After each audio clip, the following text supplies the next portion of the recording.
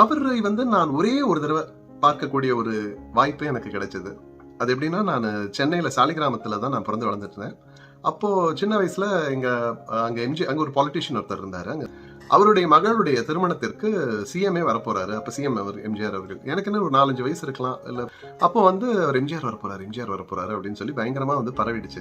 எல்லாரும் எங்க பக்கத்து வீட்டுல, எதிர் வீட்டுல எல்லாரும் எம்ஜிஆர் வராரு அப்படின்னு பேசின உடனே எனக்கும் இல்ல எம்ஜிஆர் வர நானும் எல்லார்ட்டையும் சொல்ல ஆரம்பிச்சிட்டேன். ஆனா அவர் யாரு, என்ன அவரோட பேக்ரவுண்ட், ஏன்னா சீஃப் மினிஸ்டர் யாரு, அவர் எவ்வளவு, அவரோட அக்காம்ப்ளிஷ்மெண்ட்ஸ் என்ன, ட்ராக் ரெக்கார்ட் இதெல்லாம் தெரியாதுல்ல அந்த வயசுல.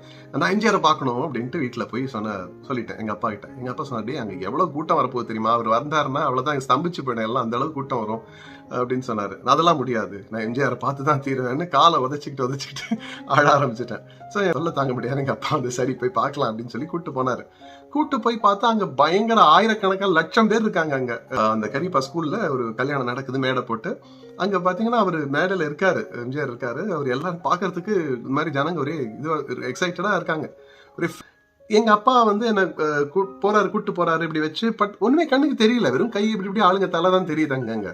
உடனே எங்க அப்பா என்ன பண்ணாருன்னா, நான் பார்க்கணும் எங்க தெரியலன்னு வேற அவர் நச்சரிக்க அவரு சரிடா அப்படின்ட்டு முதுகு மேல தூக்கி வச்சுக்கிட்டு என்ன இப்படி பிடிச்சுக்கிட்டாரு. அப்பவும் சரியா தெரியல அப்படின்னு முதுகு மேல இருந்து என்ன அப்படியே தூக்கி போட்டு 2-3 தடவை தூக்கி போட்டு பாத்துக்கிட்டியா சரி, பாத்துக்கிட்டியா சரி, அந்த மாதிரி வந்து தூக்கி போட்டு பிடிச்சாரு. அந்த ஒரு இன்சிடென்ட்ல வந்து I just got a glimpse of the person.